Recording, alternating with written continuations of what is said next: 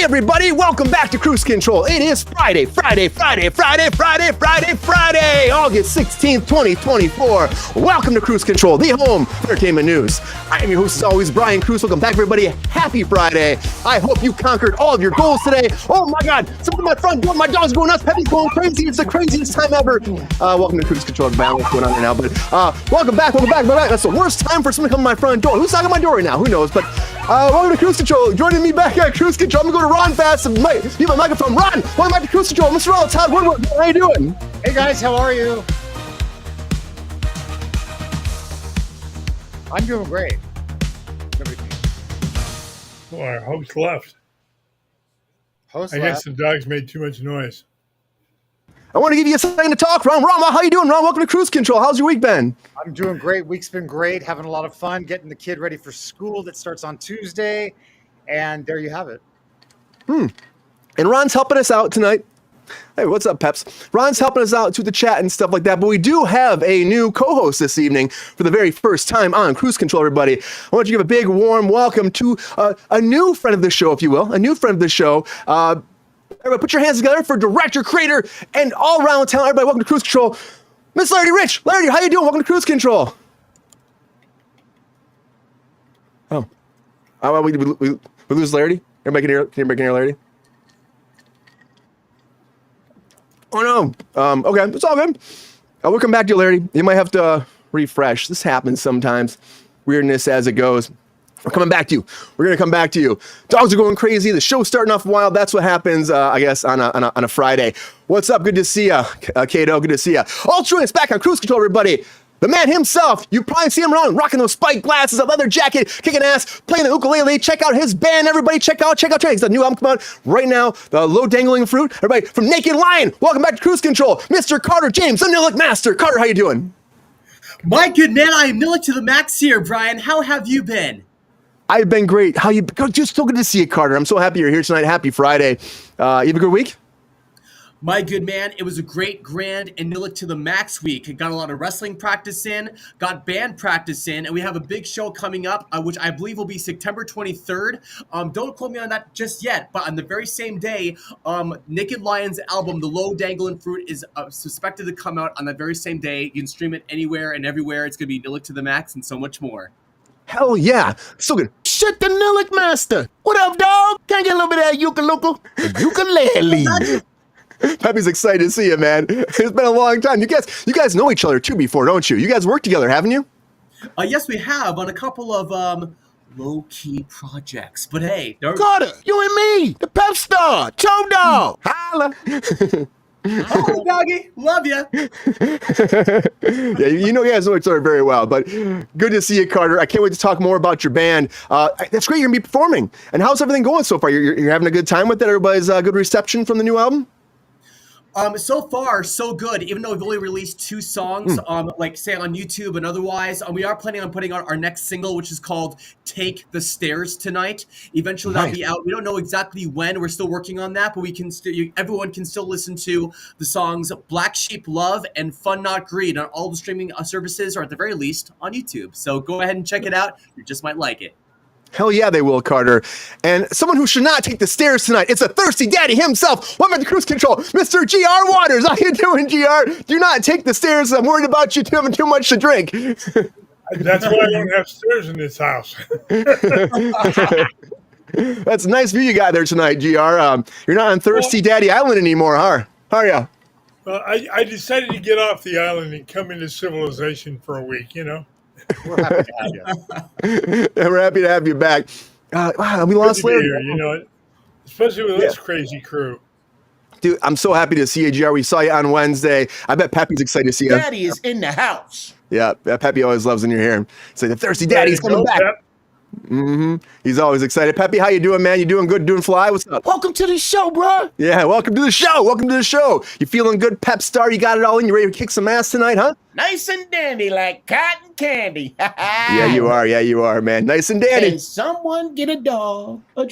Peppy, I told you again, alcoholic, stop doing it. You're a lush. You need to stop drinking. You don't put vodka in that water bowl. It's supposed to be for water. Oh, it's Friday. Someone's getting drunk. Yeah, okay, Peppy. Okay, man. All right. Well, hopefully we get Larry back. Hopefully get Larry back. I don't know if she's having some technical problems. That kind of happens sometimes. Hopefully didn't kick her out for the remainder of the show. But I hope not. It's nice to have her. Ron's going to help us out, too, with the chat. Thank you all for being here. Queen, good to see you. Nice office, she says, GR. Nice office. Thanks, Queen. I appreciate that. Buck Rogers is here. Good to see you again, William Buck Rogers. We got, what's else? The Kruse Control mascot. Yeah. Nice glasses, my friend. That's what Cato says to Carter. Yeah, nice glasses. Thank you all for being here. It's going to be a fun night. I'm so excited. It's Friday. And hopefully. You guys remember that show that Cato was on. Well, hopefully we get Larry back. She's fantastic. Excited to have her on the show. Fingers crossed the system pulls through and she pops back in here. But here we go, everybody. There's more going on. Doesn't matter who's here, who's not here, what's going on, GR. Doesn't matter if it's Monday, Tuesday, Wednesday, Saturday, Sunday, any day of the week. That's the why. There's always one thing going on, Kruse Control. That is what? There's a lot of breaking news. Come on.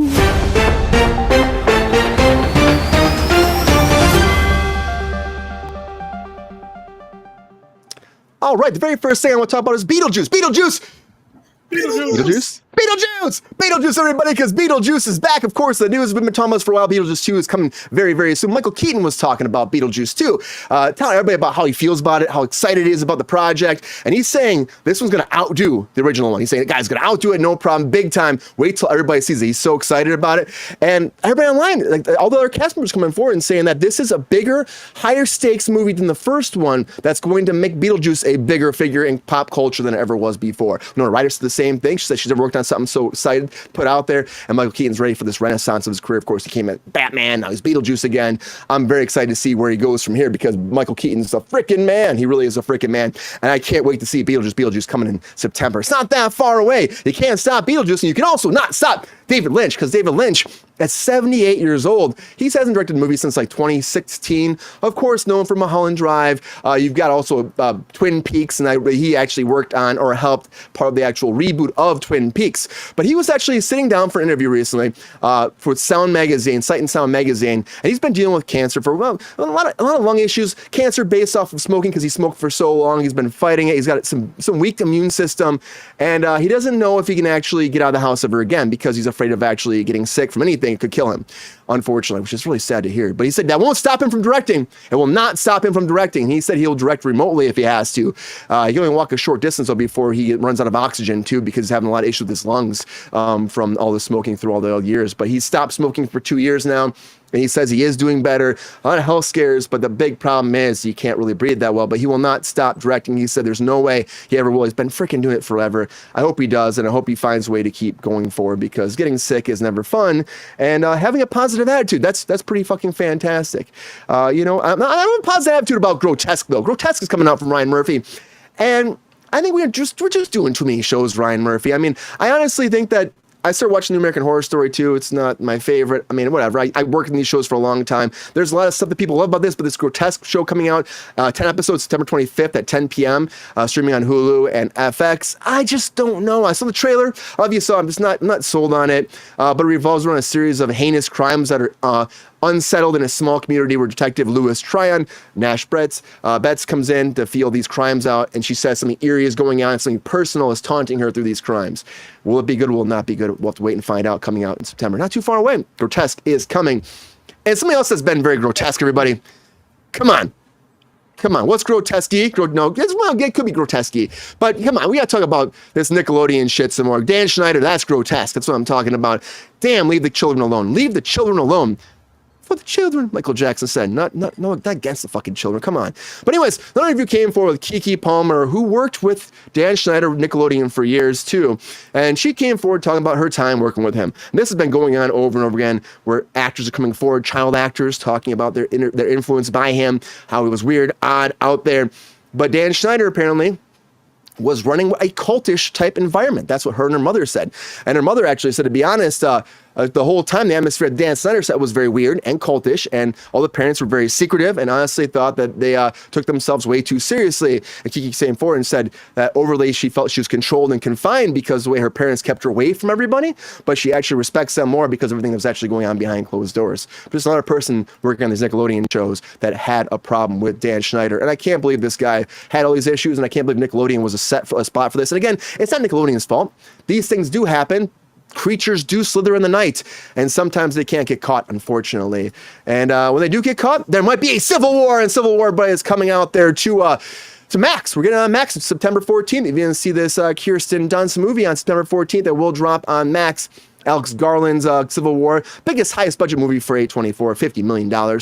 Insane for them. Not that big nowadays for an actual movie, but for A24, it's massive. And it set a big record too with 25 million opening weekend, biggest one for them. I actually wasn't a huge fan, so if you did love this, let me know because I really didn't enjoy it too much. Grotesque, I know it's Grotesque. There's Larry. Larry's back, everybody. She's popping back in. But yeah, I wasn't a big fan of Civil War, but again, some people might love it. I just didn't get it. I didn't get it. I wanted, first of all, I wanted Guns N' Roses Civil War. Come on, what opportunity in a movie do you have? I don't need your Civil War. Carter knows what I'm talking about, right, Carter? They couldn't play, they couldn't afford Guns N' Roses, could they, Carter? They couldn't afford Guns N' Roses at $50 million budget. Imagine if they actually could. Maybe Guns N' Roses is asking for way too much, but hey, they're rock stars. They can ask for anything they want. Appetite for Destruction. So currently, I mean, they've earned their stripes. They should be asking for more than $50 million, in my opinion. Yeah, I know. That's what I'm saying. That's why they probably couldn't fucking do it. You know, they're probably like, oh, we can't afford Guns N' Roses, but it would have been great to hear in that movie, Carter. I don't know if you saw it, but it would have been great to hear. I would have loved it. Unfortunately, I have not seen it, but I'm pretty sure if Guns N' Roses made an appearance, could you imagine how extraordinary Nillik to the Max that really would be? Oh man, I would be like, hell yeah, Nillik to the max. Give that a round of applause. The Nillik Master. What up, dog? Can I get a little bit of that ukulele? Peppy, calm down, Peppy. I think Peppy's been drinking already, everybody. So let's let Peppy be, because he's gone too far tonight already. But yeah, Civil War is coming out though, September 14th. If you haven't checked it out, you have a chance to check it out. Pep Star, Chom Dog. Holla. Okay, leave it alone. Leave it alone, Sean. Leave it alone. Okay, but also Dark Matter is coming back too. Dark Matter is coming back. Now this wasn't supposed to happen because Joel Edgerton and Jennifer Connelly did the first season, and it was supposed to be like a one and done. We're just gonna do these. It was like 7 episodes. It wasn't even like a full series run, and that was supposed to be it. The creator came forward, so we're not gonna do more than that. It's based on the best-selling novel by Blake Crouch, and they wanted to just do that, and that was it. It actually ends in a way that you don't need to do anymore. But Jason Destin is coming back with his wife, and if you watch this show, it's actually pretty interesting. Multiversal travels. Of course, it starts with him getting knocked out on a day out with his family. He gets captured. He ends up going into the multiverse. He goes to this other guy's universe, which is another version of himself, and then he has to find his way home. Pretty much the whole premise of the whole thing. It's actually pretty good on Apple TV Plus, but it was pretty much a one and done thing. And they didn't say they were going to do more, but apparently there are more coming. And there's more X-Men 97 coming, but there's also some backlash for X-Men 97 because Bo came forward again. Of course, the original showrunner came forward to talk about this, head writer, about how he was fired from Marvel because of what he's saying was a post he put on Instagram and Twitter or X, whatever you want to call it, where he had himself dressed like an X-Man, an animated version of himself, and he was very proud to be like, this is me. I'm excited to be part of X-Men, but it was a little bit risque, and that's why he got fired. That's what he's saying. Now, what Disney's coming forward and Marvel is saying, he's actually been fired for sexual misconduct and his handling in the writer's room. Is this true? Is that not true? We'll have to find out. But he is apparently moving forward with a lawsuit against Disney and Marvel. Hasn't officially been signed and sealed and done, but this is moving forward pretty quick because he did find an attorney to take his case.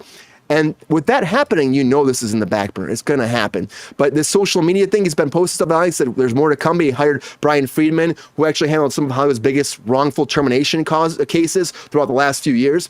And right now, this guy's stepping in to help him out. He's put a statement out being like, Disney and Marvel will not accept the truth, but he will bravely tell his truth, and I will stand by him to make sure he gets able to tell that out there. So he got fired season 2. Supposed to do 2 and 3. He was writing all that. They hired somebody else now. What's going to happen? We'll keep you posted how it actually turns out. I'm interested to see because you never know. I mean, look at Taylor Swift, because Taylor Swift, everybody, Tay-Tay herself. Wow. That whole thing with the terrorist attack we talked about last week has caused more ramifications for if you're a Taylor Swift fan. Now, unticketed people that are actually fans that are outside the arena, they used to let this happen all the time. They'd sit out there and they'd cheer on and congratulate her, trying to get an eye on Tay-Tay herself. Well, now you can't do that anymore. No one is allowed outside to stand outside the arena or the entrance or the vicinity of the steps or anything if you do not have a ticket. Because of all the backlash, what happened? They almost tried to blow up Taylor Swift, guys. You can't do that. So the police, the security has gone up quite a bit. And they're really worried about it. So if you are a person that would normally go out there to see Taylor Swift before the audience, don't do it. What exactly did he post, you're asking? Let me go back. I have it actually written down. He said above, Let me go back to the slide for a second. For you, Buck Rogers said, okay, so the picture was of him animated in like kind of like a yellow jumpsuit. It was very, he's pretty much shirtless, but whatever. It's animated. And it said above is an X-Men fan art I posted on Instagram for Gay Pride Month in June. And on June 13th, Marvel sent a letter notifying me that they'd stripped me of my season 2 credits due to the post. Sadly, this is the latest and troubling pattern I suffered since working on Blade. Again, he had problems on Blade as well, and they fired him from Blade. But they moved him over to X-Men. So he said, this is the latest troubling pattern I have suffered. And then he said, there's more to come. There's more to come. So we'll have to wait and find out. Again, you shouldn't be affected from your job. You have to be, I mean, Disney, Marvel, you got to be very careful what you post online. You muted yourself, Brian. That might be wrong. I'm pushing too many buttons. Might be wrongful termination in my eye, honestly, because if you're posting a picture of you as an animated X-Men character, who's like Cyclops, like, come on, guys. It's not a reason to actually be laid off, if you ask me. It's not. It's not. Also, GR, I know what GR wants to see, the overall, is the $6 billion man, because Marky Mark of the Funky Bunch himself is coming back, and he's been trying to do the $1 Million Man. Of course, the $1 Million Man was back in the day. He said due to inflation, he has to be the $6 billion man now, because it's just not enough money nowadays. But Mark Wahlberg's been attached to this for years, everybody. The 1973 iconic reboot, and he's been trying to make it happen. He's actually turned out other Marvel stuff and other superheroes because he said, this is my superhero, and I want this so bad.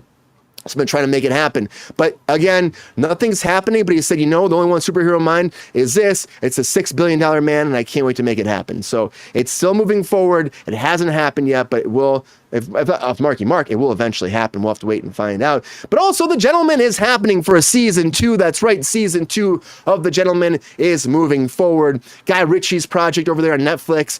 After the first season, I wasn't sure. I haven't checked this out. Anybody seen this yet? If you guys seen this, let me know, because I haven't seen this yet. I've been wanting to check out The Gentleman. It was like 8 episodes coming for season 2 now. People have been really excited about this. If you love it, you're getting one more season. Netflix is just pumping shit out. But they aren't traitors to the fans. Not making it them, but Traitors is coming too. Traitors season 3, of course, has been shooting, but now the cock itself, Peacock, has picked up 2 more seasons. Season 4 and 5 is coming, moving forward from the cock for Traitors. So I guess the cock's not a traitor to the fans either. So if you want more traitors, you're getting more moving forward. But someone that was a traitor, now this is the most serious topic of breaking news today, was everybody around Matthew Perry. Oh my God, traitors, fucking traitors. We were asking this like a long time ago, if any kind of justice was going to happen. Well, now 5 people have been arrested for the unlawful death of Matthew Perry. 5 people.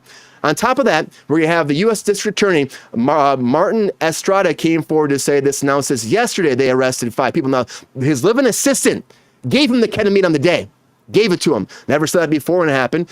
2 doctors and a woman known as the Ketamine Queen also was involved with this. And then one more doctor, too, they did not mention. I'll talk about the person in a second. But the defendants were part of a broad underground criminal network, they're calling it right now, that supplied ketamine to Perry and others on top of that. Took advantage of Mr. Perry's addiction, they said, issuing to enrich themselves. They actually made a joke about this, being like, how much will this fool actually pay for this? Let's find out. And they got $50,000 from him for the ketamine, which is fucking insane. But, okay, so 2 of the 5 have been arrested so far. Jasveen Sagna, 41, the ketamine queen herself of North Hollywood. Fucking North, that's where I'm right now. And Dr. Salvador Pacencia, 42, known as Dr. P of Santa Monica, have been arrested. Both pleaded not guilty later in the day. But also one person, Eric Fleming, another doctor, 54, of Hawthorne, did plead guilty on August 8th in 1 count of conspiracy to distribute ketamine and 1 count of distribution of ketamine resulting in the death of Mr. Perry, admitting that he distributed the ketamine that killed Matthew Perry, according to the prosecutors. There's also Oh, fucking gone. Oh, he's done. He's fucking done. Also, Kenneth Iswasma, 59 of Toluca Lake, Perry's live-in assistant, was allegedly conspired with the doctor and Fleming and Dr. P to illegally obtain the ketamine and distribute it to Perry. And Dr. Mark Chavez of 54 of San Diego, this is fucking nuts. A physician agreed to get the actual ketamine to them and gave it to them to distribute it to him. On top of it, he pled guilty as well, admitting to selling the ketamine to Dr. P to get to him. And this is just fucked up. You hear about this. I can't believe what I'm saying right now. But they wondered they said, how much will this moron pay? That's what they said. How much will this moron pay? Let's find out. And they made a big joke about it. And after the $50,000, he got 50 vials of ketamine. And again, his assistant, before they left, distributed it to him, administered it to him, gave him all the ketamine. Then she came back and found him dead. Fuck you. Fuck you. and everybody else that was part of this conspiracy that ended up losing one of the big talents in Hollywood again. I hate to say this, but people do fucked up shit, but a lot of breaking news, everybody. A lot of breaking news. We'll talk about that more. That's a lot to digest. I know everybody, the first time hearing about this, I heard it, I was like, oh my God. Bionic 6 had toys. Oh yeah, they had toys. GR probably had some toys. You have any of those Bionic Man toys, GR? No, of course not. It's okay. Wait, Brian, to give you an idea how old this is, 1973. Yeah. I was in Southeast Asia getting shot at. Yeah, well, you could have still had toys. You could have still had toys. Right. A lot of toys. My toys were 45, an M16, and a Thompson. Yeah, well, Dave has a lot of toys, don't you, Dave? Dave has all the toys. Welcome to the show, Dave. Welcome to the show. What are you talking about? You got fucking toys. They're probably sex toys, aren't they, Dave? Probably sex toys. To get personal. Oh, what were we talking about? You know, a lot of things, Ron. A lot of He drank too much already. Thanks for putting in, Dave. Hopefully Larry comes back. But a lot of breaking news, everybody. A lot of breaking news. Now it's that time for all my guests to have that 1 minute on the clock. What to say is there. Hot takes. Let's do it.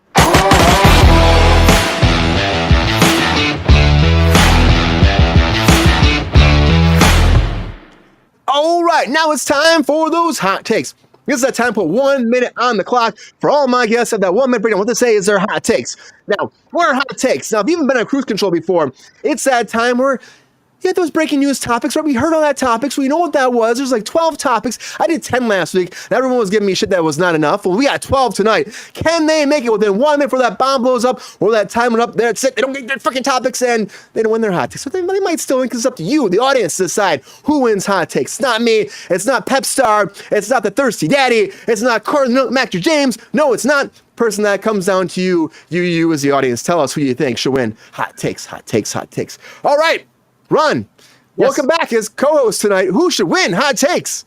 Who should win? I mean, not win. Who should go first? I should. Let's do Chud. Wait. Who? Chud. Oh my gosh. Chode. You mean Carter? Chode. That's close to Chode. I mean, Sorry. It's close. It's close. Sorry, hey, Ron. It's okay. Round of applause.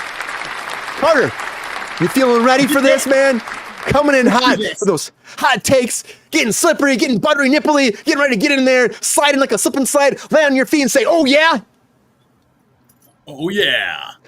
All right, Carter, here we go, man. Let's put that 1 minute on the clock for you. Getting that timer going. Here we go.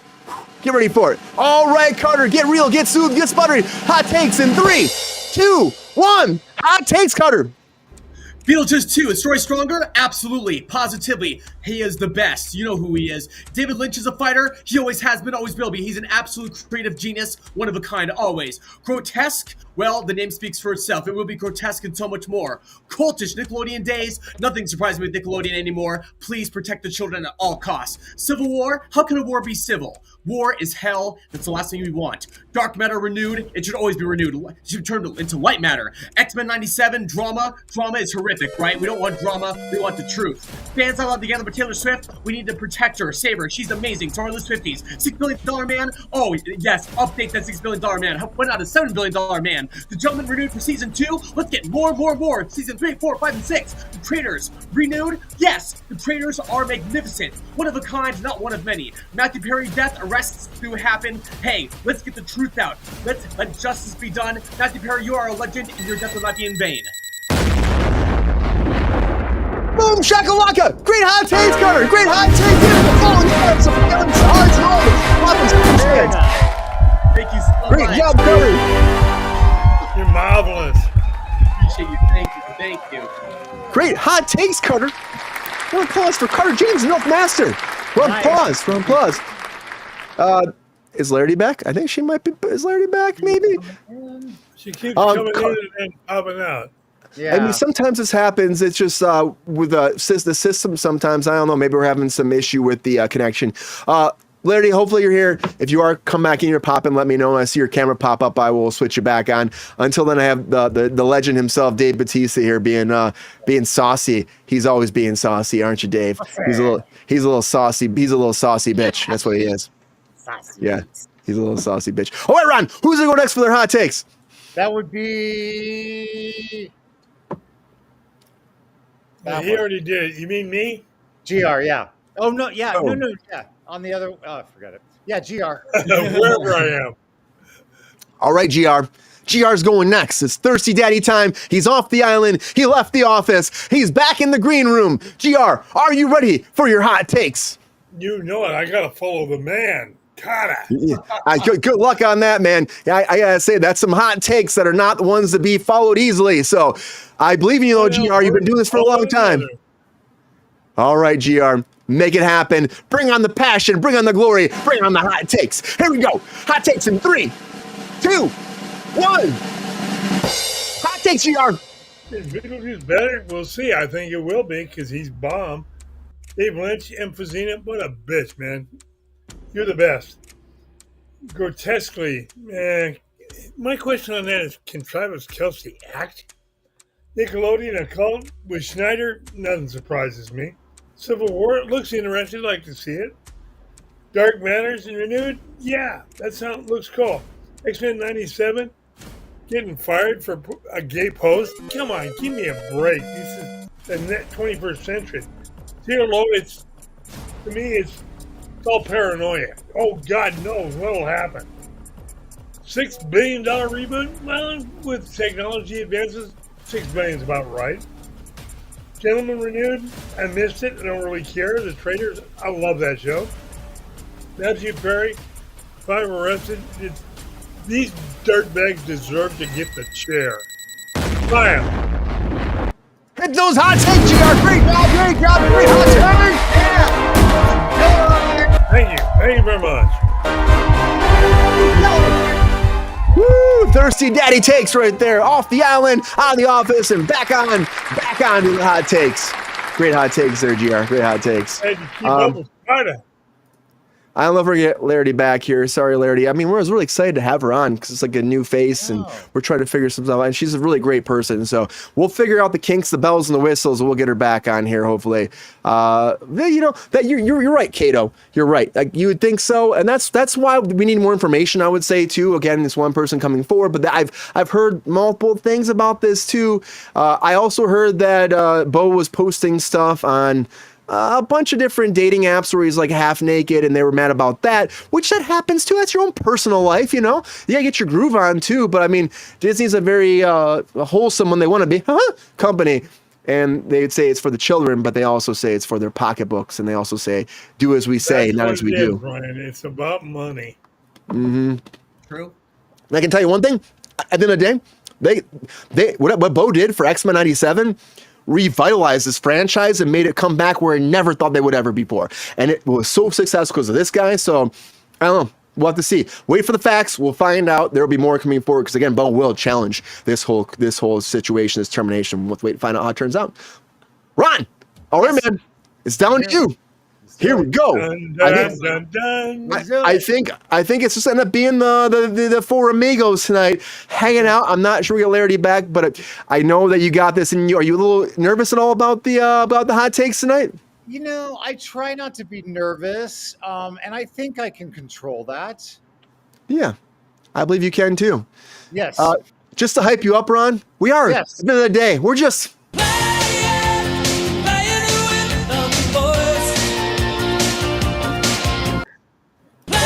I was looking for that while you were talking to me.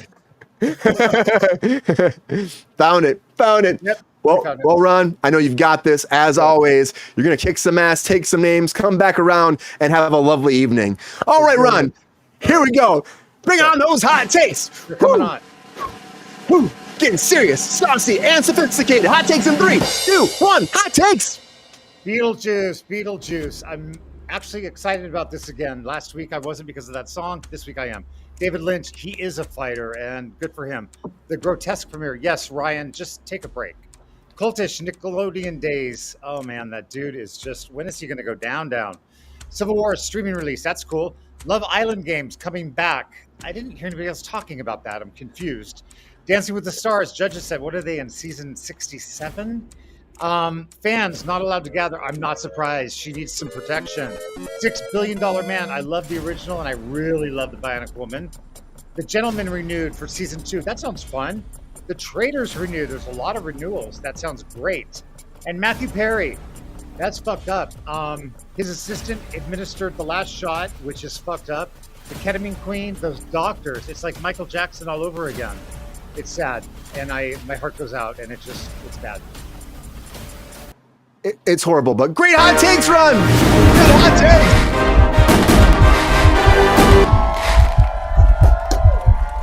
Yeah. Woo! Good hot takes, Ron. Got the freaking hot takes. Great hot takes. Carter, why didn't we get all the balloons and hearts and shit? I guess the audience is still clapping. Oh man, thank you so much for still clapping, audience. We appreciate you. Yeah, that ketamine thing's insane. It just is. Yeah. We're gonna talk about that more in just a second. I'm gonna put out the chat right here, the poll right here. I'm gonna change it. I guess we lost Larry. Sorry, Larry. I'm starting the poll right now. We will figure it out.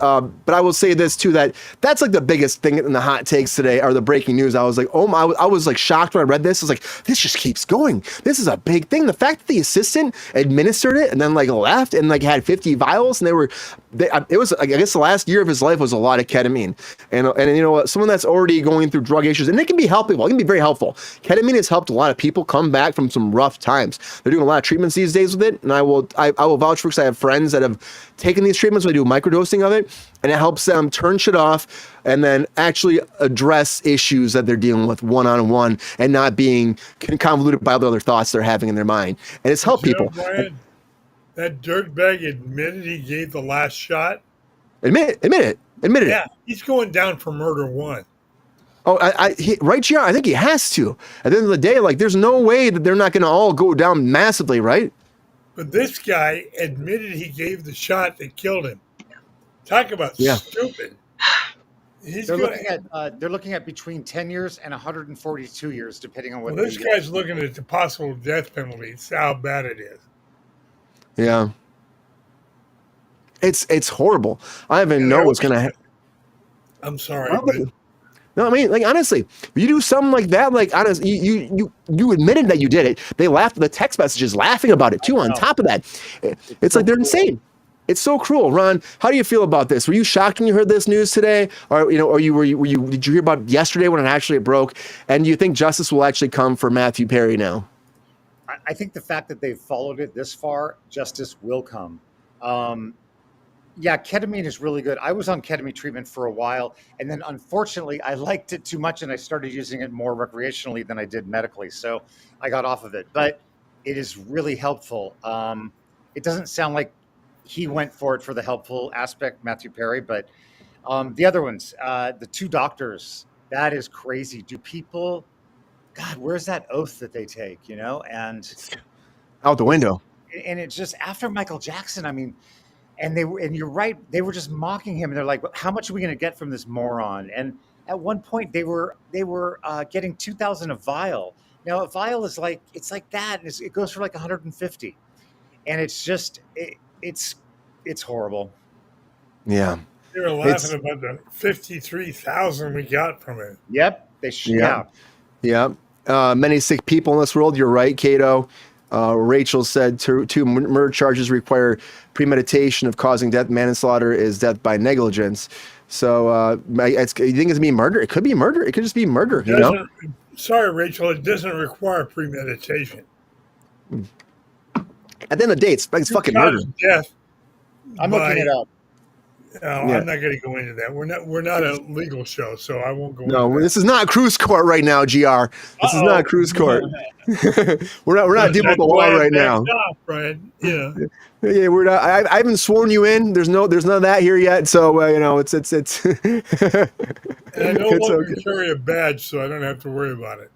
Yeah, it's true. But it just blows my mind. Carter, what do you think about this X-Men thing too, Carter? Or do you think that this guy, okay, he's coming forward saying all this stuff. Do you think this is gonna be bad for Marvel and for Disney? Or do you think that at the end of the day, we just need more facts and Marvel's not sweating this right now? I'm going to say the latter. We do need to see more facts, and I hope that everybody who's on both sides, I hope that their consciences are clear. I mean, right now, we must do what the facts require and not just feelings and emotion. The most important thing we must do right now, I'm not just saying when it comes to this per se, but just in general. I think there's a lot of misinformation, a lot of speculation in general out there, whether it be in regards to this X-Men thing or politics, etc.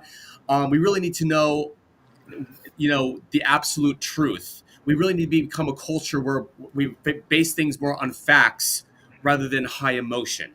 So I'm thinking positively that the facts will come out, and then therefore we can have our own opinions based on those facts. I hope so too, Carter. Like, it just blows my mind. Did you watch X-Men 97 at all? Unfortunately, I haven't, but I did hear about this story not too long ago, and I'm really glad we're discussing it on your show now. I think it's imperative to talk about, especially in this day and age. I think so too. It's like, especially the fact that it's like, if it does come down to like just someone like posting how they feel and who they are, and if it comes down to if you're being gay and you're putting out there and Disney's firing you, that's fucked up. It's just fucked up. We're not in. We've come a long way, guys, haven't we? I feel like we have, but some days I don't. That people are as assholes about it. It's like, we've come a long way. Just like treat people how you want to be treated yourself, and mind your own damn business. Like, just let people be who they are. Like, and just say, fuck you guys, if that's what it is. Like, I love Disney. I love Marvel. We talk about Marvel all the time, but if this is what it comes down to, someone that dedicated themselves, and if that's reality, that brought a show back from the graveyard and made a huge success for you, one of the biggest animated shows you ever had, and there's something clearly wrong with the situation. That's all I'm saying. There's something clearly wrong. But it's just sometimes we don't know. We wait for facts. We'll figure it out. It just sounds grotesque to me overall. Grotesque. I don't want to see grotesque either.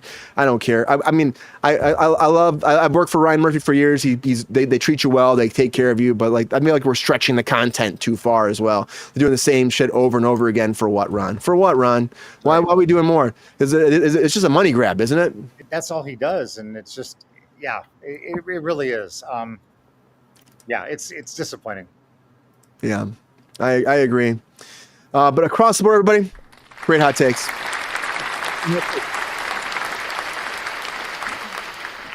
The doctor could get up to 120 years in prison. Fuck, he should. I mean, I can see it. You're admitting it too, Ron. You're admitting it. And his medical license is up for renewal in October, so that's done. Wow. Up for what, Ron? What's that? I said up for what? Renewal. Oh, yeah, exactly.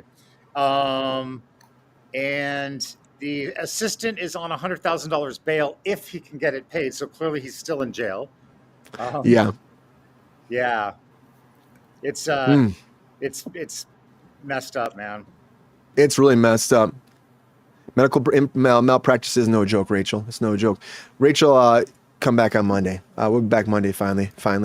I'll hit you up about that. But yeah, it just blows my mind, and I think overall, this story before we talked about it on Kruse Court too, we're like, oh, it'll probably just, nothing will probably happen, and we didn't really think so. I remember having that conversation. So when I saw this, I just really blew my mind. I know. I'm glad they're pushing through with it. That's a long time that they that a lot of planning by these people. Like, it sounds like it was very, very much like they didn't give a fuck about Matthew Perry. Matthew Perry was a treasure to a lot of people. What he brought to. He was a payday. That's all he was to them. Yeah. It all came down to one word, guys. Greed. Oh, yeah. All the greed. All the fucking greed. Yeah. I feel bad because, again, I used to watch Friends not too long ago. I'm almost done with Friends, and I never knew like what he brought to that part. And I know it brought me joy of watching it. What season are you on, Bri? I'm on season 8, I think. Season 8, yeah. Okay. What's happening? In the down. I took a little break, Ron. So last time I watched, let's see, it was a Thanksgiving episode No. It's been a while. I stopped. I'm sorry. Okay. I need to finish it. I started working this new job and I stopped. I think they were together. I know, like, I know that Chandler and Monica had moved in together. That's been going on for a while. Did Rachel have her baby yet? No baby yet. Nope. So I'm not that far. There isn't one. There's no baby yet. Okay. We'll get to know someone's having a baby. Alert. It's okay. It's okay. So I'll make it there. I'll be there soon. But a lot of breaking news, everybody. And R.I.P. to Matthew Perry. He gave a lot, and he deserved better. He deserved fucking better. But we do have a winner for Hot Takes, everybody. We do have a winner. And I'm sorry, Dave. Dave, it's not you. So you can just take your little ass out way here. Yeah, take your sensitive nipples out of here because you're not winning, Dave. And I'm sorry. That you didn't make it. We're family. Yeah, we are family. But you didn't win. So that's what it is. That's fucking what it is. So. Stop laughing at me. Okay, so our winner of Hot Takes, everybody, finally, we do have a winner. I'm excited to announce, for this Friday episode of Kruse Control, our winner and Hot Take Master of the evening is the Nillick Master, Carter James. Congratulations, happy Hot Take winner. Wow. Hold it. Great Hot Takes, Carter. Great fucking Hot Thank you Takes. so much. Wow, no. Humbly, thank you so much. I love being on the show. I really do appreciate everybody for inviting me. It's always a great time. It's always a Nillick to the max time. And of course, you're a fantastic host, Brian. So I really do appreciate you humbly for this. Thank you, Carter. Hey, it's all you, man. You're bringing in the hot takes, man. You're just freaking knocking them out of the park. So, appreciate you. Appreciate you. Congratulations. The Hot Take Master. There's no crown, unfortunately. There's a virtual crown out there somewhere. But great hot takes, everybody. Great hot takes. Canada repping. Appreciate you represent. Nice. Yeah. But great hot takes. Thank you all for being here on Kruse Control. As always, all 122 of you. Round of applause for you. Round of applause for you out there. Keep those numbers going up. And also, there's also some drama happening. A little bit of drama happening, a little bit of things happening here and there in the business. And we love to talk about a little bit of everything here and there in another place and figure things out and see where it goes. I don't know what I was going to say right now. I'm having a moment. I think all the drama with the ups and downs of the feed is, that guy. So Joaquin Phoenix, everybody. Joaquin Phoenix, I love him so much. He's been known to not be too excited about when a project's about to start. And now he just walked away from a new project that was 5 days away from shooting. Can we talk about that?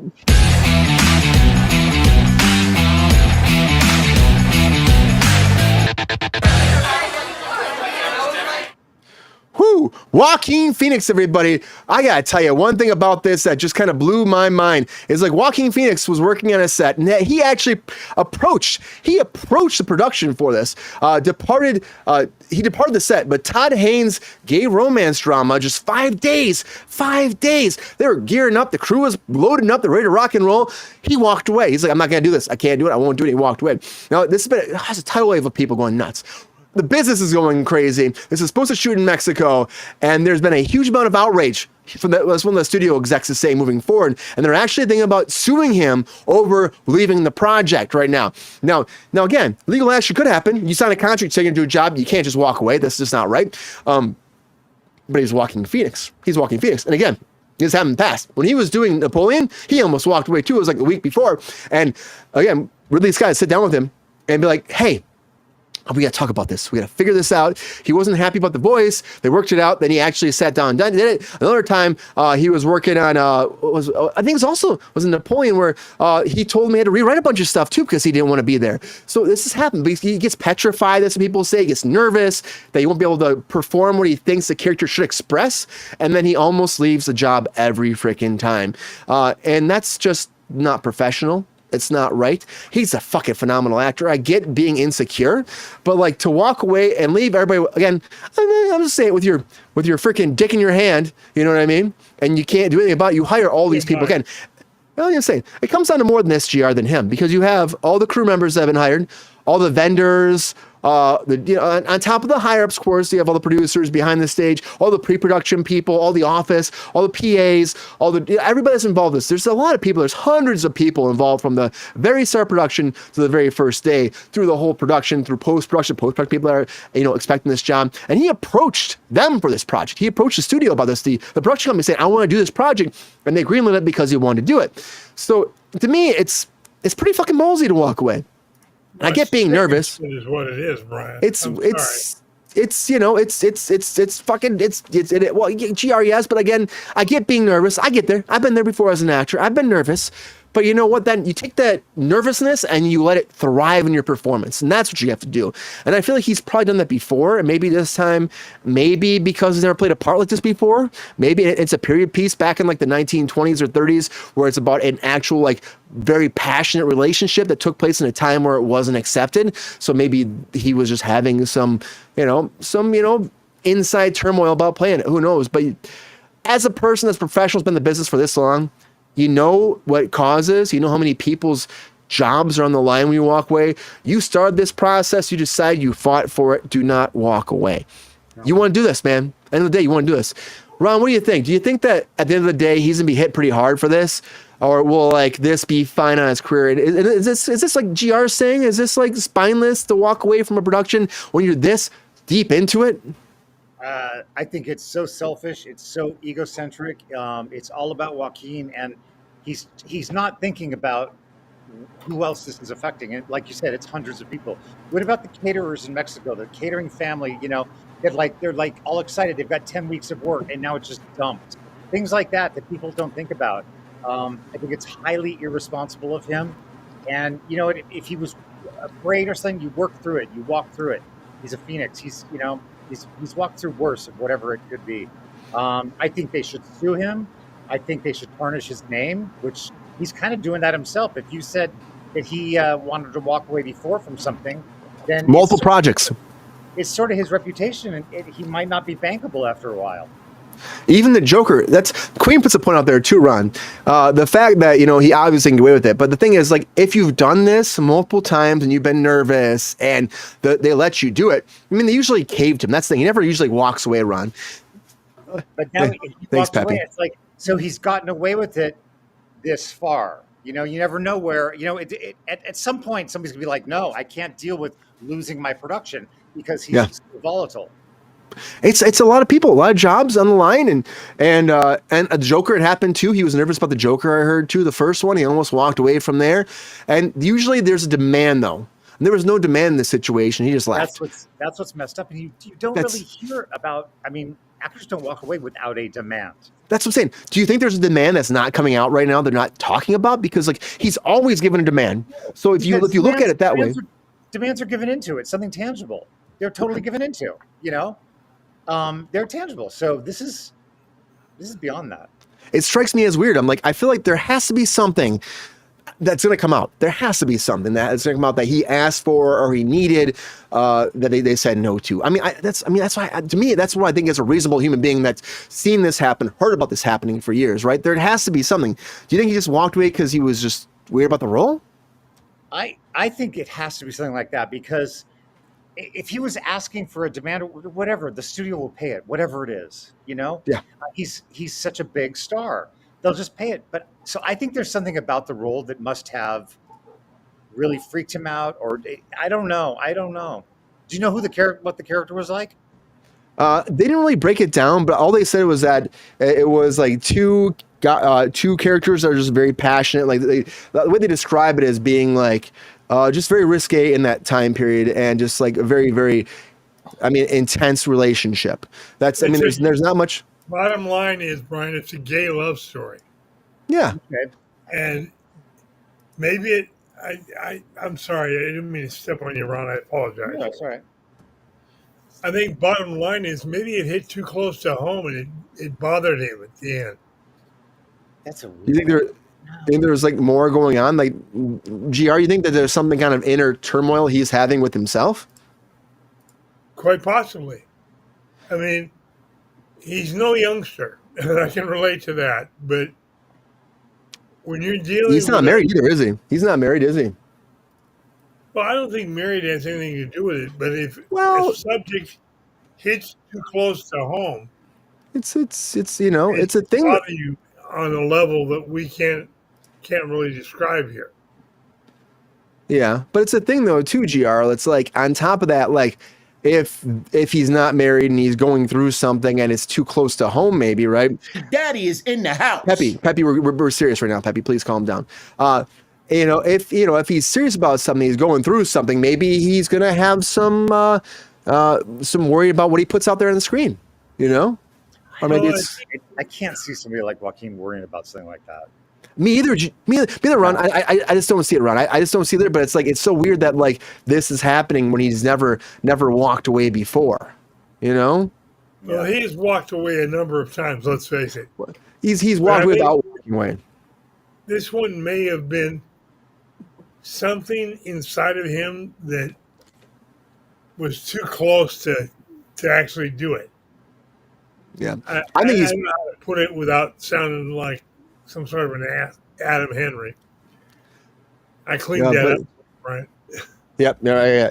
Queen, 100% GR. But Queen, you're right. On top of that, Queen, he brought the story forward. He was very involved with the I know process. that's of it. what's crazy. He wanted to make it happen. This was never going to happen, but he like Then fought it for this to scared happen. him. What? It scared him, I guess. Carter, can you imagine that? Do you think that there'll be a lawsuit moving forward for Joaquin?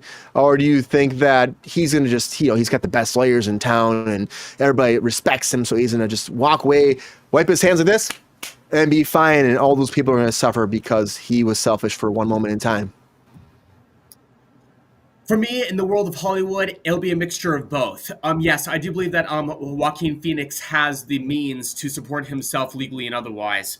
I do believe that he's affecting not only a lot of people, but the belief that this project can go somewhere very positively and can really impact a lot of people who want to come see a phenomenal actor do well and put on a great performance. We've seen time and time again since his earliest days as a career actor that Joaquin Phoenix has phenomenal range. He has phenomenal energy as a performer, as an actor on the screen, etc.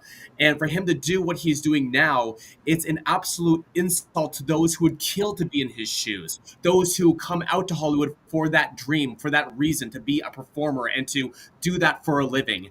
And observing what I'm hearing from everybody in this podcast, from everybody who's been talking about this, reporting it, I'm pretty sure there's a lot of devastation, frustration, shame, and bitter disappointment for this man / actor's actions right now. 100%, Carter. There's a lot, and because we do I love Joaquin Phoenix as an actor. I think he's very passionate. Everything he does is it's just amazing. He goes all out. Look at Joker. Joker 2's coming, and what he's done, how he oh my god, he's he's so didn't he smoked one cigarette and ate grapes or some shit like that to get down to that role because he thought that's what Joker should be. It's insane. He won the Oscar before. This new performance I know is going to be phenomenal to the max, as Carter would say, which I'm going to steal that right now because it's going to be phenomenal to the max. I just think though there's an insecurity that people don't understand out there about actors a lot of times. Him and Rivers, yeah, they were kids. They were kids. Him and River. Yeah. But the thing is, there's a lot of insecurity that comes. And it's again, you're putting yourself out there in a way that a lot of people don't understand, and you're being very vulnerable. And it takes a toll on people. It really does. And some people can, they can do it and they can just go again, not worry about other people. It's a little bit of trial and error to actually get it and be comfortable. I get it, but I never really get it because as an actor myself, I'm I want that though. Maybe I'm hurting myself. Maybe I'm just freaking putting myself through the coals, I love to feel that stress and that drama and that hurt and that pain and throw it out there on the screen and vent it out there as an actor. But a lot of actors were very sensitive creatures, very nervous. You're putting yourself on a way that a lot of people can't do, Carter. They can't do. You do it all the time too. I've seen you fucking act your ass off too, Carter. Could you imagine ever being in a spot where you would be like, this is too much, I have to walk away? Man, it would have to be a very dire situation for me to walk away from a project that I felt so passionate about. I feel like in order to be professional, you also have to be selfless as well, because if it's not just your project and there's more than just you involved, I mean, one has to take the responsibility to realize it's not all about them. There's also other people's money and finances at stake, their livelihood, etc., their own professionalism. So, like to answer your question a little bit short and sweeter here, Brian. I frankly, I would loathe myself if ever to do what Joaquin Phoenix is currently doing. I mean, I could not look myself into the mirror consciously and go, you know what, this is the right thing to do. I got to walk away. I mean, fuck it all. You're right. How do you hurt hundreds to thousands of people and still look yourself in the mirror? That's a good question. That's a good fucking question, GR.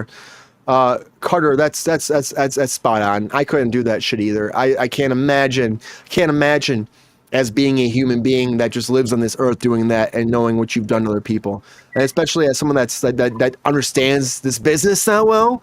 Like I can't imagine doing that. Mm-hmm. And I do agree with Ron here too. Ron, sue him. Sue him. Make a point. Absolutely. Make a fucking point out of him. Make it be a situation where people do not do this shit again. Stop the strong arming that a lot of actors do. This high caliber actors. Stop the strong arming. Stop it. Take in his tracks. Out of his pocket. Producers with balls. Producers need more balls. Yeah, they need all the balls. Take the balls. Fucking bring them up to fucking the passion. You might enjoy that, Brian. Well, I mean, I don't know. Who knows? I'm sorry. Who knows? You know what? I'm not going to judge him either way because he's just a person living his life. What I will judge him on is fucking other people over. That's what I'll judge him on. No, that's what I judge him on as a human being. When I know this business that well, when I know how many hours go into pre-production, when I know how much it takes to put a project on his feet, when I know how much money it takes, when I know that a lot of people can't make this shit happen, and you can make it happen with a fucking snap of your fingers, I'm going to judge you when you fuck all the lower level people over, the fucking lower tier people that you think are nothing to you because whatever, because, well, I don't want to do this, so fuck that. No, fuck you. Ron said it best. Those mom and pop companies down in Mexico that had, as you said, 11 weeks of work guaranteed for their family, and now they're fucked because some Hollywood, pardon my people bank on that shit, decided I don't want to do this. It might not be right for me. Yeah, people bank on that shit, GR. I worked on shows, Ron has too, where there's shows canceled mid-season, and you're expecting that money throughout a certain period of time. I worked on a show that was supposed to go through the holidays. It was like September. We're going till January. You got your money so your family can have everything you want and stuff, and then it gets canceled. And it's like, and then you got nothing else lined up because you've turned down 3 projects just to be here for this project because you're guaranteed through the holidays because it'll take care of your family. I did a show. It was the reboot of Coach. They got everybody back. We put it in. We were. It was guaranteed for 13, that was the first thing I should have thought about. And we put it in. We did the first episode. The producer called me Monday morning after the show on Friday night. She goes, "Okay, take it out." And I'm like, "Yeah, we have new sets coming in." She goes, "Oh no, take the thing out. We're canceled." And I'm like, "Oh, we did one episode."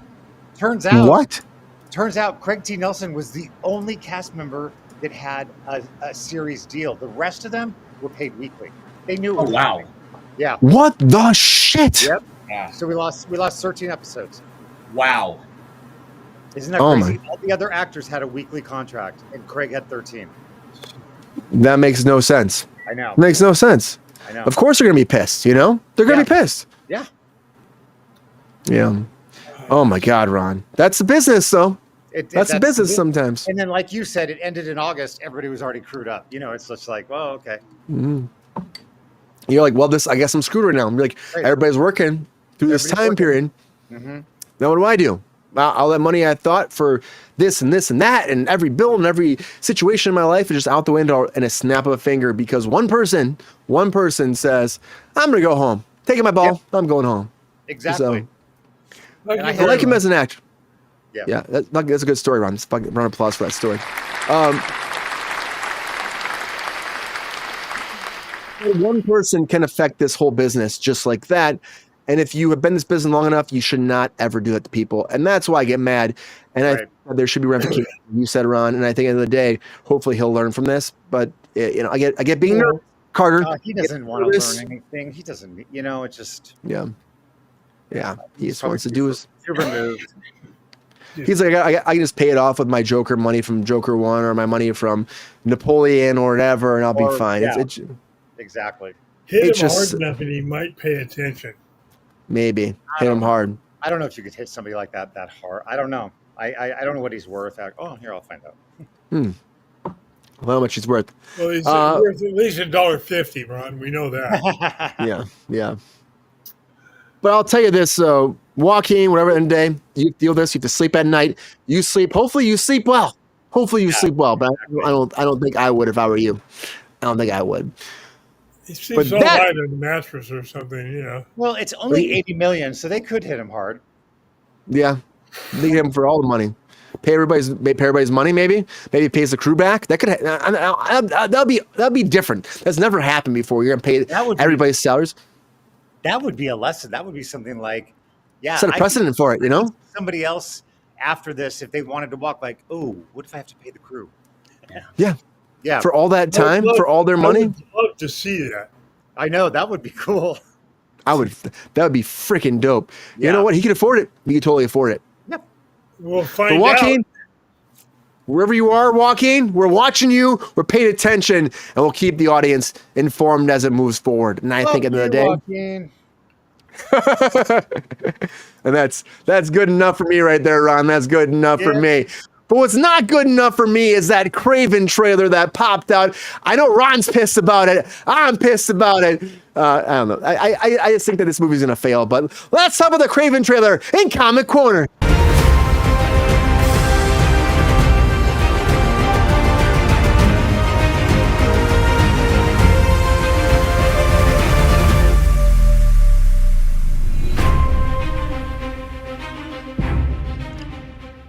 You can definitely hire a good lawyer. So, Kraven the Hunter is coming in. Aaron Taylor Johnson, nepotism at its finest, has been cast, booked, and now he's coming in there to kick some ass because he married a manager. I hate to say that shit, but that's true. He married his agent or his manager or whatever, and he got a job. But you know what? He's grown. He's grown as an actor. I will say this right now. People are hating him right now. That said, I fucking called him out. He's grown a lot. When he first started, I thought, whatever. I could tell that it was a situation where he got an opportunity based off of interaction with somebody else that he loved. That's great. But this came forward. I guarantee he's going to be great in this movie because what he's done, if you watch Bullet Train, he did great in Bullet Train. Everything he's been putting out, I mean, when you watch original second Avengers movie, wasn't my favorite, but he's grown. He's grown as an actor. He's found his path. He's found his passion, and he's become somewhat of an actor that stands out for James Bond. We've talked about multiple times. But Kraven is a character that's supposed to be brutal in the Marvel Universe. He fights Spider-Man all the time. This movie was pushed multiple times to December 13th because the rumor on the street is that it's going to be amazing. It's going to be their new Venom, which has made a lot of money for Sony. I'm not sure. You got Russell Crowe playing his father. They changed the template of his backstory. Now he's been bit by a lion. It's killed by a radioactive lion or some shit, and he's got radioactive powers now because of it. Whatever. I guess it's not a spider, it's a lion, I guess, this time. But debuted in 1964 as a villain, and now he's coming off there. They want to actually spiral him forward into a lot of stuff. Apparently, Kevin Feige's high on this character, too. And on top of that, they did a bunch of reshoots for this movie in order to match their end credit scene to set other stuff up too, which is kind of fucked up. But you know what? Let's let it leave here. Let's put it on the table. Let's let it lie. Let's watch the trailer. And let's talk about the trailer. So here is the trailer for Kraven the Hunter. Let's talk about it. My son, we are hunters, the greatest the world has ever known. Охотник, это сказки.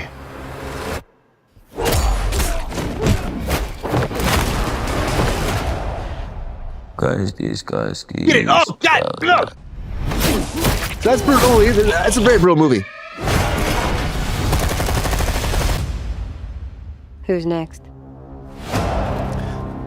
I'm a queen. Let me say in that radioactive line. Are you like your father? A gangster? A killer? And I heard a voice. And behold,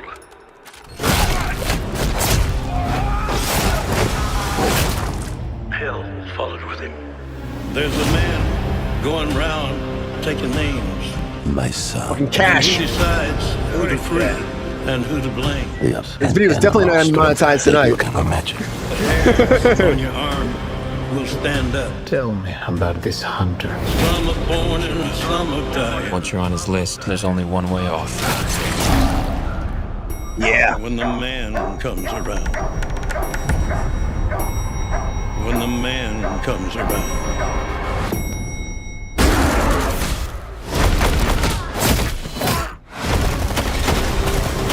Whoever is unjust. You think you're some kind of honor? Some kind of code? Gerald, what's this right now? Unjust. You're just another man Whoever is righteous. hunting for a trophy. Let him be righteous still. Just like our father. When the man comes around. When the man comes around. Embrace who you How many really sit-ups, are, Carter? son. How many sit-ups? 112. And you will become a legend. When the man comes around. When the man comes around. When the man comes around. When the man comes around. Again, this is one of those situations where a lot of reshoots, a lot of redos, remakes it, making it happen. I like Aaron Taylor, I almost said Anya Taylor-Joy, Aaron Taylor Johnson. There are too many people with these three names things, you know, it's good for them. But I was like, I'm not sold on this. I'm not sold on this. This trailer, I think, is better than the last trailer. I think they amped it up again. You put Johnny Cash in your Carter, and Johnny Cash will make me excited every time. You know, he's a freaking man. He is. But I think there's been there's been so many reshoots, so many problems moving forward with this movie. And Sony has always let me down for like years and years and years. I just don't know. Aaron Taylor Johnson, great actor. What he's doing here, I think what he's putting out there is versatile. It's very dramatic. It's very intense. It shows a killer in a person that we've never seen before in the Marvel universe. But I think that I just think I'm worried it's gonna be Madam Web again. I'm like, it's gonna be Madam Web. I'm gonna be upset. I'm gonna watch it. We're gonna laugh. Everybody says it's gonna be great. We're gonna have a really crappy end credit scene, and then we're gonna move on. It's gonna make about a solid 14 million, and lose about 20. It's gonna lose like 135 million. I'm just not sold. I'm just not fucking sold. Carter, how many push-ups and fucking workout does he have to do to get those fucking abs? For one thing, Carter, you know, he's fucking, it's a lot of work to get that fucking body there, right? But on top of that, are you excited about this at all? Is there a fan base for Kraven the Hunter? And do you think that Marvel would let this thing move forward if they're trying to like revamp this Sony universe? Does this make sense right now? Will this succeed? I believe it'd be a really good idea to give this the benefit of the doubt, actually. I do believe that we have some very talented people working this film. I can understand for some people this trailer could be a little bit vague, but at the same time, I do believe that there's definitely a fan base for a magnificent, very intriguing character such as this, a big game hunter who has supposedly hunted Spider-Man. I mean, this is going to be very unique, perhaps, but at the same time, I can definitely understand that trailers like this seem like they are a dime a dozen these days. You know, high action, a lot of gore, blood, guts. We get it. We've all seen movies like this. However, perhaps this can be the start of something brand new for 2024 and beyond. Maybe it'll set the standard for what is to come when it comes to all the kind of movies that we are now currently seeing. Perhaps this will be something that can create a greater audience base and perhaps a lot more excitement for Hollywood for years to come.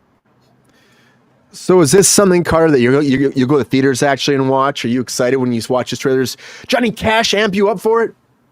Well, Johnny Cash is legendary, iconic, and immortalized in the hearts of so many. And because he's used, it's a great idea to use Johnny Cash because no matter what he's used in, one can tell that this is going to be something that's very serious. So I think that the use of Johnny Cash for a trailer like this was a great contribution. And I believe based on that, this gives, I think, the audience more hype and more excitement because they're using such a legend for, the score of the trailer.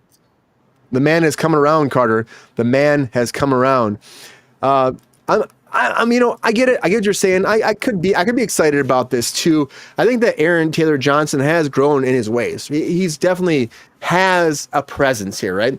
He's not what they did in Ultron. In Age of Ultron, he was, you know, Quicksilver. And again, he had that really bad accent. This seems like this might be better in his line of work. It might be better for him as a character. He's grown. He's gotten bigger. He's figured it out. He's only grown as an actor in general. Do you think, though, that Marvel will take this character and take it into the MCU? Ooh, I mean, time will tell. Well, hopefully this movie does well, because if it doesn't and it becomes an absolute, like, panned by critics kind of vibe, oof. They're going to say, fuck this shit, right? Yeah, exactly. So, frankly, I think you said it best, because I know for a lot of people, there's a lot of skepticism for a trailer such as this. It's like, oh, it's been there, done that. I mean, this character, if you've seen him once, you've seen them all. But hopefully, just maybe have you with Aaron Taylor Johnson as the lead. I mean, he'll bring life to life and really give people, hey, hate to say I told you so, but it's absolutely amazing and it's popular. I hope so, man. I hope so for a lot of people out there that are like friends and fans of Kraven. But I'm just, you know, you're right. This is a better trailer. It's a better trailer. Your amp is stuff up. There might not be enough substance, but that Rhino stuff looks a little bit iffy to me. The CG looks a little bit iffy to me. GR, what do you think about this, GR? Thirsty Daddy himself. Are you going to go check this out? Okay, your demographic, you think they'll go out there? You think that the comic book people of the past will come check this out that were reading comic books has been kids? Or do you think that this is going to be along the same lines as Madam Web, as Morbin Time, Morbius? Is there anything to watch here? Do you agree with Carter? There's something here, there's substance, or do you think this is the same shit, different day? New villain, new face. How do you feel about this? It's not as bad as some of those you mentioned. Yeah. But this is a classic case. I remember reading, God, I'm dating myself. I remember when he came out. That picture you saw of him fighting Spider-Man looked more like the father that they depicted at the start of it. But they're taking what is an anti-hero and try to make him a hero. It doesn't work in my book. No. He's a very strong character, and that's what they're trying to portray, I think. But in the comics, he was a villain. Yeah, oh yeah, 100% a villain. This is a true Wednesday evening discussion we should have. Oh, with Sean, yeah. But He was. I'm sorry, he's not a hero. He's a dirtbag that they're trying to make into a good guy. I'm sorry, it doesn't work for me. Yeah. So Carter might check it out. I'll actually watch this shit, Carter. I would watch this too. I'm just gonna check it. I'm just intrigued. I watched Madam Web though after it bombed so bad. Ron, I know you're a different audience for this, right? Different audience. Like, you're not a big fan of the Marvel universe. You check stuff out here and there. You know, Spider-Man's. This is attached to Spider-Man. And there's rumors that Spider-Man's gonna be in this too. I don't know if that's actually true or not. Everybody's always speculating that shit. Watching the trailer alone, though, there's action, substance. You got Russell Crowe in here. Do you see this being a driving force to get people put the butts in the seats? Or do you think that people are so fucking let down by Sony, what they've done, what they put out there, that there's no coming back, and this movie will bomb just as bad as what they've done before in the past? Well, let me tell you something about the trailer. I was so bored. Tell me how you really feel, Ron. Yeah, tell me how you feel. Oh my God. Yeah, I just, there was, I tried. I really tried. Right, exactly. You like him normally? Aaron Taylor Johnson, you don't normally like him or no? I don't even know who the fuck he is. I know. We talked about him before, which is kind of funny. You and I talked about him before when he was up for Bond. And you're like, what the fuck? Who's this guy? Oh, Remember having that that guy. Conversation? Yeah. Yep, We had that still love that. conversation. We had that conversation. And I was like, I'm like, yeah, he's up for Bond. You're like, I'm like, you know, he's playing, he's Kick-Ass. I'm like, Kick-Ass Right. up for Bond. Right. And you're like, this guy? And I'm like, yeah, this guy. And you're like, oh, okay. And I'm sorry I hit him very hard, very start of this conversation because of his relationship, which kind of got him into the business. Right. Maybe I'm jealous of that. I should have dated a sugar mama to get me into the business. Who knows? But good for him. He made it happen. He figured it Absolutely. out. Yeah. He found his way. And he's actually grown a lot as an actor. Yeah, But that's nice. yeah, he's grown a lot. I'll give him props where props are deserved. But I'll watch this though. Still, Carter, I'll watch this. Carter's gonna watch this. Give him a chance. They wasted a good character. That's what they're saying out there in the chat. Yeah, the problem is people are worried about the character where it goes. It's a good character. I'll watch this right after the Marvels. Oh no, GR. The Marvels bombed for a reason, GR. It bombed for a reason. Once we entered the musical world, I was like, I'm done. You know what? I still like, I love musicals too, but it was just like seeing Brie Larson do a song and dance number. Oh my God. Pissed off the whole time. It was not, I laughed a little bit. Musical for it. You could see the angry resting face. She was really pissed off. You could see it all over her face. Kamala Khan, she was great. There's a lot of people that are great in that movie, but it just was like a waste of time, just like Secret Invasion. But I hope that Deadpool Wolverine gives some fucking revitalization to the franchise. But this, I'm skeptical. I think this trailer is better. I will say I think it is better than they did last time. Russell Crowe, they're really leaning on him doing narration, which is fine. Strength and honor, Carter. Yeah. Strength and honor. But this is not. I just don't know. I just don't know. I think people are pissed off at Sony. I'm interested. We got that news about Spider-Man, about how it's going to be on Battle World coming forward. So the next Spider-Man movie will probably be all the Spider-Men together fighting, aligned to try to take down maybe Doctor Doom or somebody else. Boy. That's dope. I love that shit. I mean, I don't know if dope's cool these days. Gen Z says that, but I'm going to say it's cool. But I don't know where this goes. That's all I'm saying. And you're the bomb. Yeah. You're the shit, Carter. Without question. I appreciate you, man. But this, I'm not sold on. We'll see. We'll find out. And somebody else that I'm worried about. I'm worried so bad is Paramount. Of course, it just sold. We all know it just sold. It's sold, but on top of that, now they're starting to actually end things at Paramount, which is always worrisome. And I get it. You spend a lot of money, you bend the hole, you're laying people off, and on top of that, somebody buys you out, there's going to be cutbacks. But now Paramount TV is done. And now leads me to our feature story of the night.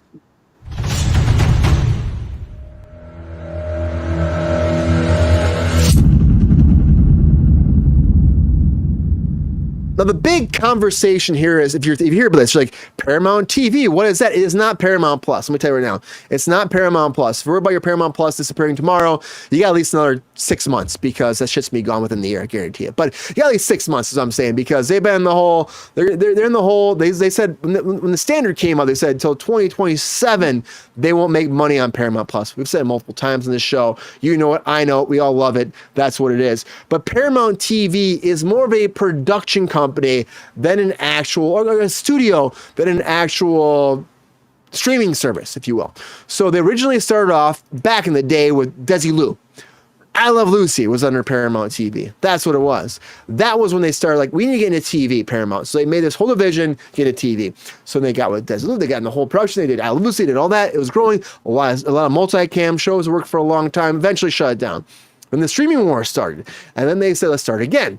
And then they put all this money into it. All right, they made Reacher. Everybody's worried about Reacher right now. Reacher's going to season 3. It got greenlit. That will happen.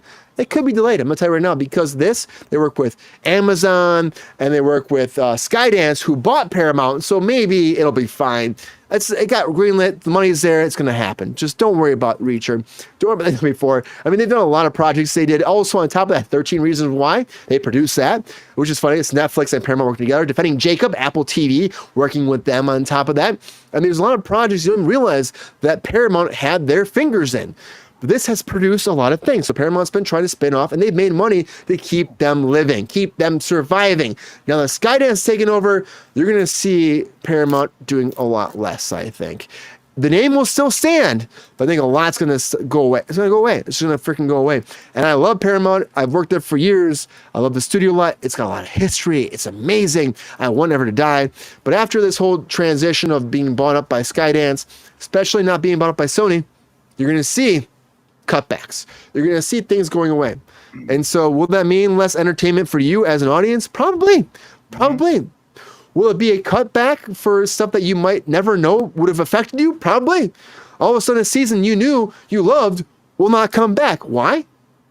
Because Paramount produced it under this facade of Paramount TV that you had no idea, because, again, it's like an independent company moving forward. So, Ron, we've talked about Paramount for a long time. We worked there for years. Do you see this really affecting the business, Paramount TV going away? Or is it like another like side story kind of thing where it's like, okay, it won't really do that much, but there will affect maybe a small fan base moving forward? I think it will affect them. And I think actually it sounds like they might maybe just focus on features for a while. Which they should. That's their bread and butter. It's all the bread and butter. Yep. When they made the Paramount Network, which is based off of Paramount TV, on top of that, how well is that done? Not that well. It hasn't done that well. And then they made Paramount Plus, which again, Paramount Plus is just CBS All Access. They bought CBS All Access, and that's why that's different. That's people understand that. That's why it's running its own like game, because it was CBS All Access before. That's why it was already integrated. It's just their name on it, Yeah. But do you see it being a thing where they'll cut something like that too? Because think about that, Ron. You're Skydance. You buy Paramount, right? You buy it. Oh, we have this streaming service. It's hemorrhaging money every day. Mm-hmm. Is that the next thing to go? I don't think so, because I think it would be really foolish to get rid of a streaming service at this day and age. I mean, Nickelodeon, or was it? Yeah, Nickelodeon never got on the boat of streaming, and they died. They kids didn't watch it. I'll bet you they'll revamp everything. Yeah. Do you think that, because it's like, I know Jordan's not here, but Star Trek's a big thing for them too. You think that will keep it to survive though? Like franchises like that, they have such a built-in IP that people will be gravitated towards it? I think they could. Plus their vault. There's, a lot of money in that vault. I think they'll revamp, and I think good will ultimately come out of it. You've worked this. Paramount just has gotten too big. It's just too many networks, too many, it's just too much. And they lose sight of what they were with, like in the Lucy days and stuff like that, I know. I mean, honestly, look back at their historical like franchises and what they actually put out there. Oh my God. Yeah. Queen Jordan's gonna be disappointed. Jordan will be disappointed. But you look back at what they've done before and what they've created and made, like they had some great television. Hence why, like when Desilu became integrated, which I love that you did, again, insider shit. You work at Paramount, you can see the Desilu like sewer caps that are still around there in the lot. It's amazing. There's Lucy Park, that little Lucy Park right outside her office was right there. Yeah. Which she purposely built because, he was kind of fucking around on her. So put a wall up. It was for the baby. Yeah, but the wall happened though. Right next to it, they put the wall up to stop the girls from being snuck in. Yep. And then built the park to have like a family. It's kind of it's right next to each other though, right? It's like the park, the family park is next to the wall that she built to stop the women from having sex with her husband. It's just, I mean, like this is the 1950s. Yeah, that's that time. But I worked on the haunted stage for 8 years too. That was crazy. Was that Haunted Hathaways? Was that there? No. There was an electrician that died on the stage. Oh shit! Really? And it was a stage right next to the cemetery, and there were times that we would hear things up high, and like nothing. You're in the catwalk, right? You're in the catwalk up there. Yeah, and there was nothing happening. We could hear things. It was interesting. It was fun. 8 years I was on there, but yes, I did Haunted Hathaways. That lot is haunted, I think, overall. I think so it has to be. I mean, like, the cemetery is right there. Right there, but also on top of that, look at how many people at that time. I've talked about the show before. There was a time in Hollywood where you used to be like hired by a studio, and Paramount was a big one, where you live on the lot and then you jump like 5 days a week. So you're hired as an actor. So Monday you start on this show, Tuesday you go to this show, Wednesday this show. Sometimes morning you start on this show, afternoon you go to this show, and you be jumping around. And I would have loved to live at that time. I would have loved it. Carter, can you imagine living at that time where you're an actor, you get hired by a studio, you live in the studio life. It's like going to boot camp, you know? You're living there, you're working 5 days a week as an actor, multiple shows every day, growing, thriving. That's Paramount. Is Paramount gonna still survive? It's like that old saying, time will tell. But frankly, the way you described it would be like a dream come true for me to live on the lot. I mean, basically, I'm a very Das Boat kind of guy anyway, because, you know, like it's like being in a band. You're in the van, you get a couple of gears, you put your gear in the back of the van, and you're like traveling down the road with some of your best buddies. Hopefully, you can still tolerate each other. So it's kind of like the same way, like being like living in the lot. You basically just get all your all your stuff together, and you do your thing for 5 days a week. But now it's like, will Paramount survive? Oh my gosh. I mean, with everything going on right now, it's a head scratcher. We live in very intriguing and very peculiar times right now. So anything goes, but whenever I say anything goes, is it a positive or is it a negative right now when it comes to Paramount and how they're doing business? You hear this, so like this whole story of like, okay, we're shutting the TV section down. Of course, it's a bigger conglomerate than you think about sometimes. Again, Jack Reacher, big projects moving forward for Amazon. It's a conglomerate of like inner working contracts, right? Should the fans be worried that love shows that Paramount has produced that they had no idea they were actually behind? Or do you think that another network will pick it up, scoop that shit up, and then it'll be fine? It's like, it's not really going to affect anybody moving forward. Can you see it, Carter? Oh, I sure can. Oh my gosh. Yeah, for me, it's an absolute head scratcher. I mean, the thing is, I think ideally for the business, we would love to see Paramount move forward in a positive direction, you know, because obviously I think it'll do its best to stick with the times and do what is best for business, obviously. But I think Always right best now, business. right now it's very, I can understand why some people would think, oh, it's collapsing right now and that it might just implode on itself altogether. It's very, very disturbing to think about because some of the best films that we've watched growing up came from Paramount. I mean, there are too many huge examples. library. Yeah, exactly. Too many examples to cite. But given with the ever-changing times and the way things are these days with streaming, Netflix, etc., it's like you just never know what to expect anymore. So hopefully there's a positive outcome from this. Yeah. Buck Rogers is right. It's collapsing a little bit. I mean, the fact that Skydance bought it, I'm fine with. I think they might fix it. But Carter, like, we're worried. We're worried. I'm always worried about Paramount. That's the idea of this conversation. I'm worried about Paramount. Yeah. You see shutdowns. You hear the firings, the layoffs. They spend like so much money on this. GR, will Paramount be okay? Is this not a sign of bad things to come? And can this studio survive under new management after they're already shutting down and firing people? The deal's not even done, GR. What do you think? I think it's going to be different.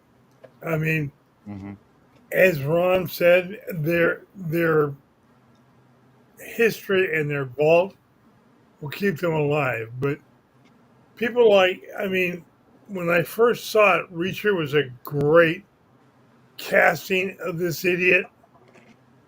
But like too many Hollywood stars, he opened his mouth and he has alienated 90% of the viewers.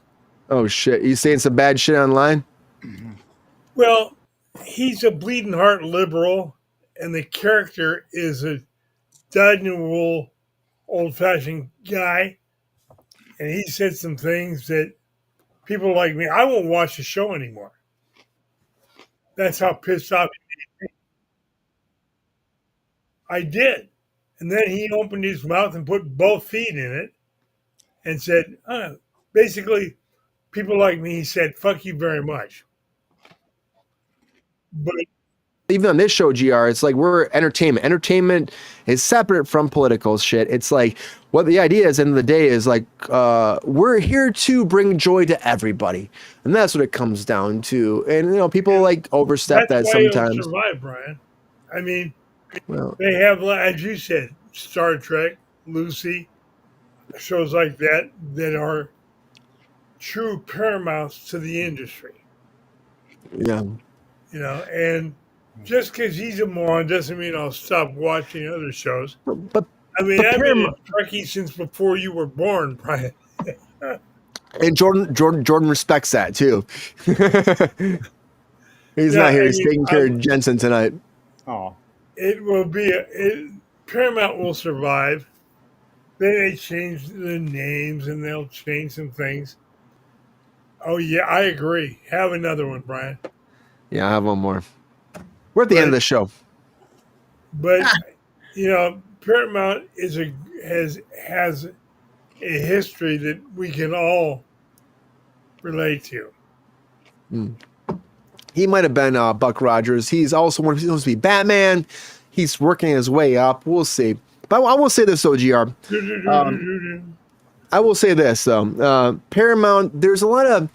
We've been talking about Paramount for so long. There's a lot of good things that come from a sale like this. When you're already in the hole and you're losing money, you're hemorrhaging constantly. You're worried about staying open. Somebody can swoop in and save the day. That's great. It can keep that brand going, keep that studio going, keep that feeling of what is Paramount, old school Hollywood, keep it alive. But you have no idea how they're going to change that old school habit, that old school spirit. You have no idea what they're going to make it to be into the future. I hope the best that Skydance got this. I think they're a smaller studio. Maybe they'll take that essence of Paramount and grow with it, fine cut the fat, make it better, take it and bring it back to the audience. But you don't know until the writing is on the wall. It's going to take some time for us to know what they will actually do. And I hope the best. Ron, we wanted to stay open. We do, right? Worked there for years. It's How many history. years? It's Hollywood It's history. Yeah. In fact, the term best boy came from a feature that was shooting at Paramount in the 30s. And the whole crew, the crews were all there. People would line up and say, I want to work. And they'd bring them in. It'd be like, you 8, go to the grip crew. You 8, go to the electric, blah, blah, blah. And then the person that was the best that day would go out the next morning and pick the other 7 as the boss stayed on stage. He was the best boy. That was the best boy. That's awesome. Isn't that great? And that was at Paramount. It was Paramount. That's movie history. Absolutely. I love that. I agree. Yeah. Yeah, that's awesome. I heard that story too, Ron. I didn't know it was true. Yeah. Yeah. That's awesome. I'm so happy that history like that still exists in this town and it's being kept alive through somebody keeping this studio alive. And I hope that we never lose the roots of Hollywood. I mean, bad shit happened back then, of course, but the roots of what makes it what it is, that grew to be a conglomerate that it is, that made it be something that survived all the wars and everything else, to be something that brings entertainment. Let's keep that alive. Let's keep growing, learning, and It's For sad another when I look 100 years. at Sony Studios used to be MGM, and it's just sad that it's gone. Yeah, I worked on Mank, I worked on Mank, and we redressed that to be MGM again. It was really fucking cool. If you watch that movie, and I was like learning more history in that through like working on that movie. And it was really, they went to the front gates, which was like the original front gate's different than what it is now, where they actually used to come in all the time. That was cool to see how they dressed it again. MGM, big name, you know, and now Amazon owns MGM. Amazon owns that shit. It's just like, What does Amazon own, Brian? So they can take it into space on that rocket penis. That's why they own it. Round of applause for rocket penis. Thank you very, very much. Anyways, Paramount will be fine. Hopefully, they're bought out. Somebody else take over. The reins are there, and the TV section is done, but it might not affect you like you were hearing online. We'll have to wait and see where it goes forward. Maybe Paramount Plus will disappear, but it's here for now. Your Reacher's coming. I know people are fucking freaking out. Reacher is coming. Your shows are still coming. Things are moving forward. It's just a logistics term on a fucking contract. That's what it is. It'll be fine for now. Oh, boy. Haha. Oh boy. Anyways, everybody, thank you for being on our Kruse Control. As always, appreciate you. Happy fucking Friday. Hope you had a great time as always. Take care of yourself. Please, please, please, please, please enjoy yourself this weekend. Of course, it's a time where you can step away from your job, take a moment, breathe, or maybe hustle your ass off all weekend so you can sleep on a Monday. Who knows what you do? But please, if you can, take a minute, take care of yourself, love yourself, and come back here on a Monday to hang out with some Kruse Control. We appreciate you so much. Anyways, thank you for Kruse Control as much. Mr. GR Wars, Thirsty Daddy himself. Thank you, GR, for being here as always. Appreciate you, GR, the Thirsty Daddy, live. He left the island. He's back again. He's back in the studio. GR, thank you for being here as always. My pleasure, Brian. I look forward to next weekend with a new look. A new look? What's a... Oh, shit, you gonna do it? What's he gonna do? He's gonna do it. That's for us to find out next Friday. He got a big birthday coming up a week from Monday too. So Dun dun dun dun dun. You're gonna do it, GR? You're gonna do that look? Yeah. Okay. I'm gonna have a theme song for you when you come back next Friday. It's gonna be fun. I can't wait. Nice. Welcome back again, Mr. Carter James and Nilk Master Carter. Carter.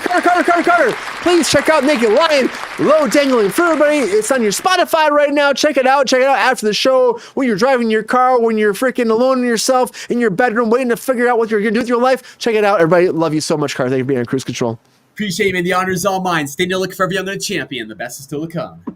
Yes, it is, Carter. And you are a friend of the show as always. I'm happy you came back. Thank you for popping in on a Friday. Love you, man. 2 weeks in a row, he's won hot takes. Yeah. That's what happens in Nilk Master. That's what happens. You know what I mean? Fuck yeah, Carter. Appreciate you. Appreciate you. Carter, I'm after you. Thanks, Queen. Shall see. Hi, Queen. Ronald Todd Woodward. Thank you, Ron, again, for helping out for the chat, being here, being my co-host of the evening on this Friday. I appreciate you as always. Everybody check out at 3Gs. Again, Ron's very inspirational. He's also selling houses. You need to get a house out there and all that such there. Contact Ron. Ron, thank you again for being here as always. Right. Appreciate you. One of my longest term friends in LA. I love Ron so much, and honestly, I'm not joking. You're trying to buy a house, contact Ron because Ron's the man. Also, if you're having a hard time, check out his page, Instagram him, text him, whatever. He'll reach out. He's a great man. So appreciate this guy as always. Appreciate you all. Thank you for being here at Kruse Control. Happy Friday. Happy Friday.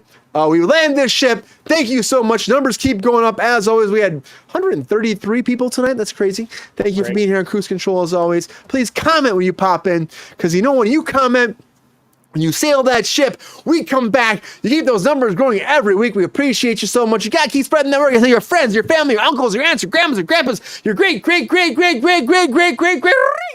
and grandparents that came down from Germany, Europe, fucking Slovak, Germany, fucking UK, Australia, Poland, every fucking Japan, China, every fucking culture that came down, landed fucking smack down in your backyard. And they had an orgy. They loved each other and they love you so much they subscribe to Kruse Control because that's what happens in America. We all come together. We love each other. We subscribe to Kruse Control. Bring the chinchillas, the beavers, and the bears, and the badgers, and oh my, all those little creatures, the deer, the cantaloupe, and every fucking the graves of the fucking, oh man, the badgers, and the fucking groundhogs with the fucking every crowd. I'm drunk. I'm sorry. I have a few drinks. Every creature that came together that had love in their hearts that subscribe to Kruse Control can love you and love their day and love themselves and don't. So Peppy, fuck you, man. Fuck you, Peppy. We all come together.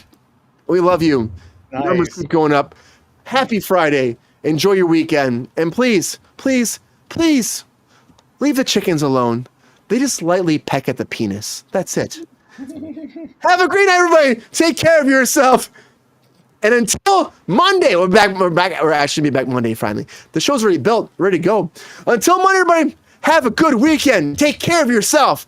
Please treat your loved ones right. Please have a moment. Kiss them, hug them, cuddle them, and tell them you respect them. Because at the end of the day, that's all that matters in our life. Who we love, what we're doing, and what we want to be. Loved ones first, though. Take care of yourself. Have a good weekend. And until Monday, everybody. See ya. Bye, guys.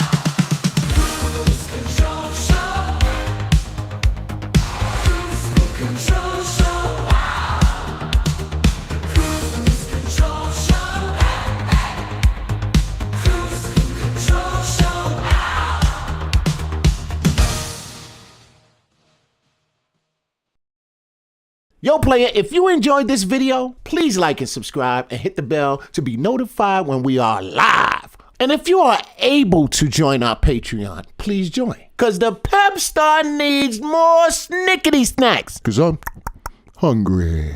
Holla back.